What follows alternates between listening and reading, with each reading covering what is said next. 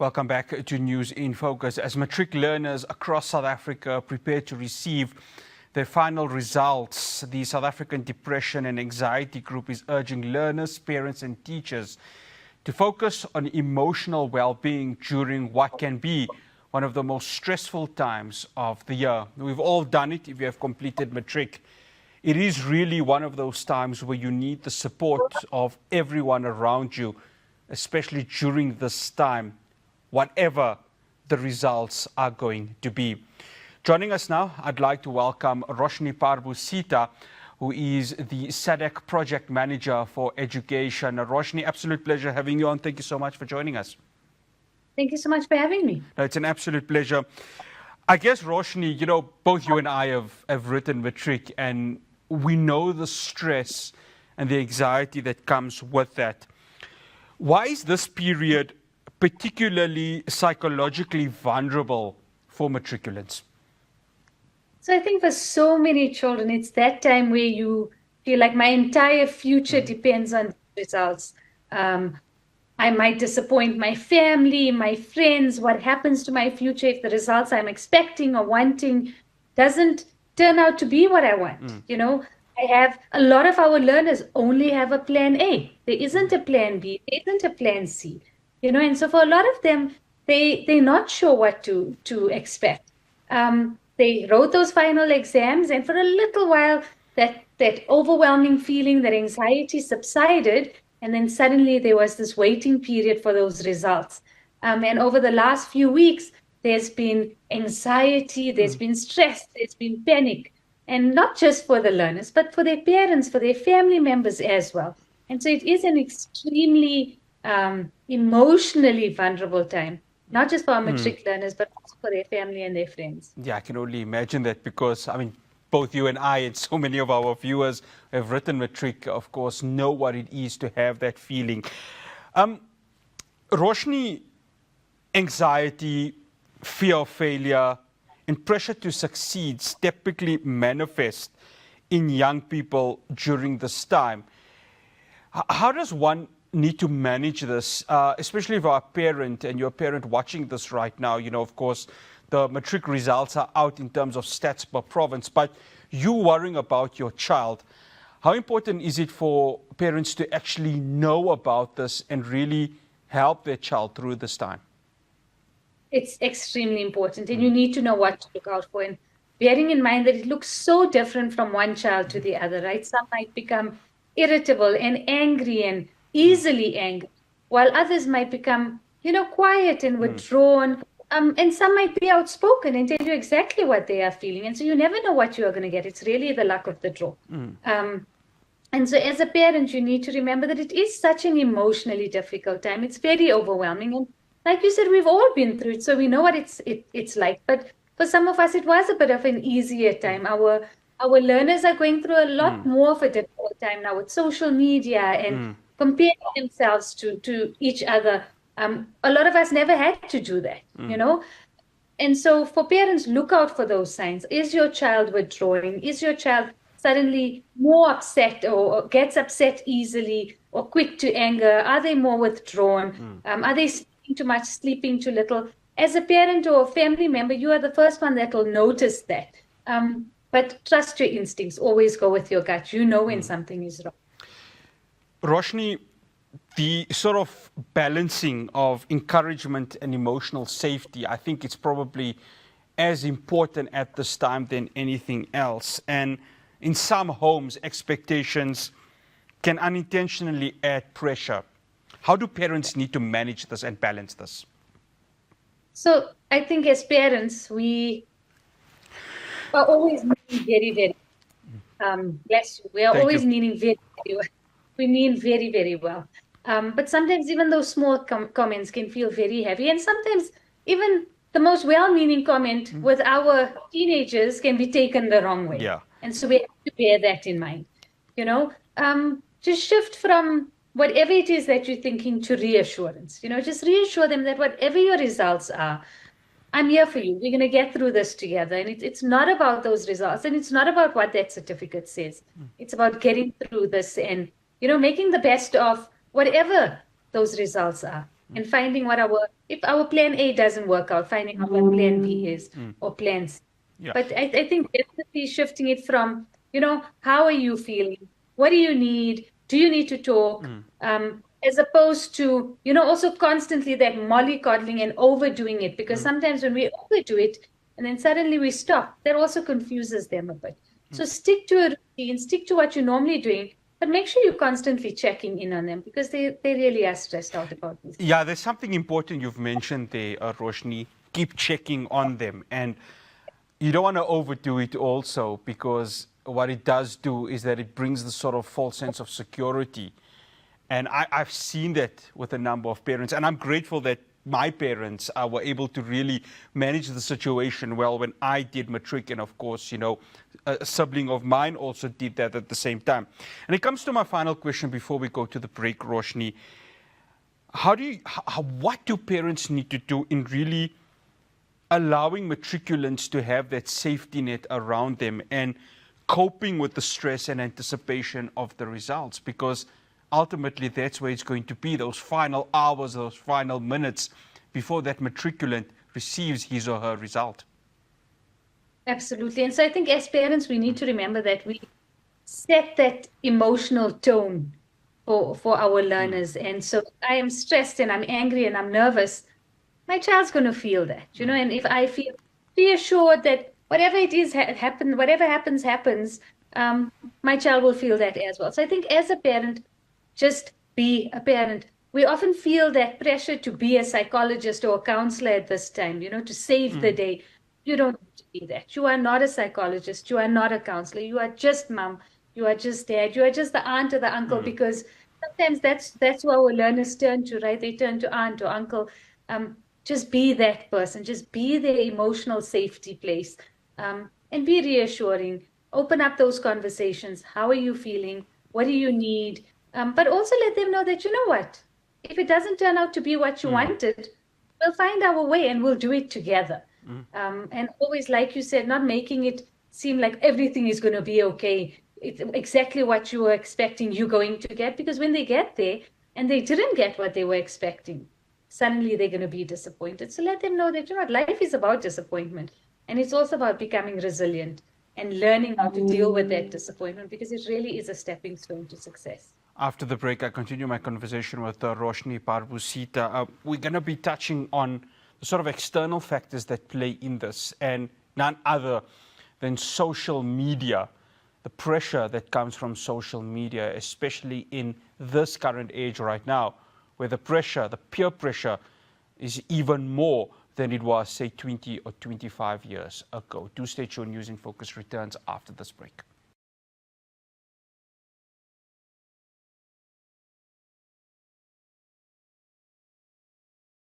Welcome back to News in Focus. I'm still in conversation with Roshni Parbhoo-Seetha, who is the South African Depression and Anxiety Group's project manager for education. Again, thank you so much for staying with us, Roshni. Roshni, before going to the break, I mentioned social media, and I guess if there was a time to monitor someone, this would be the time, especially those who have written matric, and it's such a tricky situation at this moment. What we see with social media is that it often amplifies comparison and the sort of fear of judgment. How much of a role, or how is this impacting matriculants' mental health during a time like this? Because, you look 20 or 25 years ago, there wasn't really anything on the social media. You had a clear mind. 2026 is way different to those times.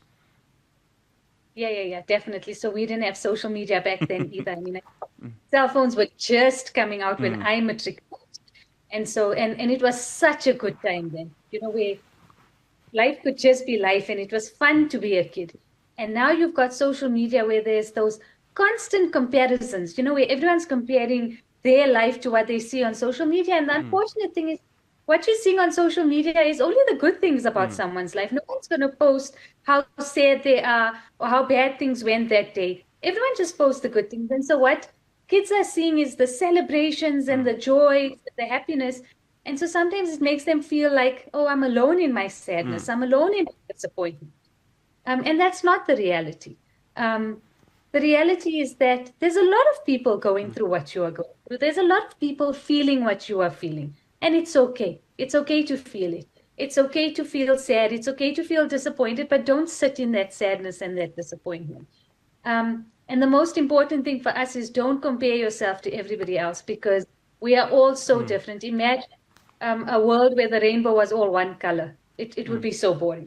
You know, And that's why we have the colors in the rainbow. Yeah. Sorry for interjecting you there, Roshni. It's so important, isn't it? Because you may be in a circle of friends, and maybe two of your friends have gotten distinctions, and here you are, waiting and asking, okay, I'm not one of the top achievers in my school. And that's, of course, where the peer pressure comes. Now, children can either be supportive or they can be absolute bullies, where they say, listen, look at me, I've done so well. What about you? As a parent, as a guardian, how do you manage such a fragile time, knowing the child has been told this, whether it's intentional or unintentional, whether it's good or bad, and all they need right now is the support of the parents to say, you are unique, you are yourself, whatever comes out of this, you have the support from us. You've answered the question right there. That's exactly what the parents have to say. And like I said earlier, you just need to be a parent. You just need to say, whatever the situation is, you have done your best. And I'm so incredibly proud of you for getting this far, because let me tell you, 12 years in school in this day and age is hard. Yeah. It's not easy. Our kids have so much pressure on them, and especially with, like you mentioned, social media and having to constantly try and put up these appearances and keep the smile on your face, pretend as if my life is just as perfect as yours. Everybody is going through something. Everybody is fighting a battle that you know nothing about. And I think we need to remember that. And so just stay in your own little lane, stay in your own little bubble, fight the battles you have, and remember that these battles will only make you stronger. Because throughout your life, we are all dealing with little battles. I mean, at the age of 46, I'm still dealing with battles. And it doesn't break me down. It makes me so much stronger. And as parents, we teach our children this, that in life, we'll always have little things that will make us stronger. And that's resilience. It's a word we never had to learn when we were younger, but it's a word that's really big right now, is resilience, and it makes us so much stronger. This is just one little chapter in your book, the whole book that needs to be written. And if you are not sure of what you can do, what your plan B, C, D, and E is, call us at the South African Depression and Anxiety Group. We can talk with you. Yeah. And I want to come to that in a bit, Roshni. Roshni, just a follow-up to that, when I wrote a matric, and of course, certainly when you wrote matric, we didn't have the sort of advantage, or some even call it the disadvantage, of having a smartphone, because what happens is that, today, well, I mean, it depends on which side of the extreme you come from. Why I'm saying this is because, 98.31% was, of course, the pass rate. And it's little things like that where you ask yourself as a pupil, oh, am I part of the probable 1% that have failed? Try to cut yourself away from the news. I remember I was coming back from Umbombela at the time when I wrote matric, and my parents just completely put the radio off so that any news or anything could be reaching me to bring even more anxiety. So how important are those little things, Roshni, to make sure that there's calm and support that is given to the pupil that is, of course, just completing their matric? It's so important. Those are so important. And if you find that your child is ready to receive whatever news it may be, then that's fine. You know what your child is. But if your child is not ready and is just ready to go to the school and receive those results, then wait. Absolutely. Switch that radio off, or ask them not to look at their phone. But it's so hard for them not to look at them. It's so hard for them not to want to know, because they've been waiting how many weeks for these results now, Make sure they're always in a safe, supportive environment. Make sure there's someone always with them. It's a really difficult time. But also have those conversations with them ahead of the results, that I just hope you know that whatever these results are, whether it is what you expected or not what you expected, we're here for you. I mean, I know I got the results I wanted, but I did the first year of university, and it's not what I wanted to do at all. you may still get the results that you want, and then you end up going to university and realize, oh boy, what am I doing? This is not what I wanted to do at all. No? And so, like I said, you can't just look at everything, with these blinkers on. You're still young. Your whole life is ahead of you. And so don't be afraid with whatever those results are. If it's not what you planned to be, there's always another option for you. Roshni, when the results do come out, what do parents need to do, good or bad, to make sure the healthiest environment is created? Because there are a number of parents who go to the worst extreme, and that is not what a child needs at this moment. And to be fair, as parents, it's hard for us to not go to that extreme, to not start screaming and shouting, especially if the results are bad, that, I told you to study, this is what you were doing. It's hard for us not to do that. But also remember that that's not what they need to hear right now. It was a really difficult time. As much as they may have wanted to study, it may have been really, really hard. And I think as parents, we keep comparing it to what it was like when we were studying. Don't do that. Don't do that. And it's something that I've had to learn to do. Don't compare to when we were young, because when we were young, it was a very different time. It was easier to study then. You had a lot more support. You had a lot less pressure. And so just create that connection. Find that connection. And like I'm saying, and I'm going to harp on this, just be a parent. You don't have to be the teacher. You don't have to be the counselor. And you don't have to be the psychologist. You don't have to be the angry one. You have to just be a parent, and you have to create that safe space, because right now everything seems so overwhelming and scary. And even for the learners that are getting the results that they want and have to follow now the next part of their journey, that journey is also incredibly scary. And so as parents, we have to keep showing up as parents. But for those parents whose children are not getting the results that they wanted, ask those questions. Are you okay? Are you thinking of hurting yourself? And a lot of our kids are going to answer that question if they are. And as parents, we're scared to ask that question, because what if my child does say, yes, I am? What do we do? And that's where I want to end it off, Roshni. This time now for SADC, how do you, navigate this fragile moment where the pupil may not get the support from the parents, and they look at SADC and say, we need your help, especially when it comes to suicide. My word, it's the worst thing that a child can face at this very moment. What is your advice to parents? What is your advice to students as we are on the eve of them receiving their individual matric results? It's so important to remember that not a lot of children have that support. And some children do have the support, and their parents just don't know how to deal with it. Because if your child is saying to you, yes, I am thinking of hurting myself, as a parent, you are suddenly so scared and you don't know how to deal with it. And that's okay. You don't have to know how to deal with it. That's why organizations like the South African Depression and Anxiety Group exist. Reach out to us. That's why we are operational 24/7, 365 days a year. Because we know what to do and we know how to help. Reach out to us, call us, let us help you through it. The one thing you do know as a parent is you know when something is wrong. You know when your child is not feeling okay. You know when something has changed in their behavior or their mood or their personality. That's what we are depending on you to look out for.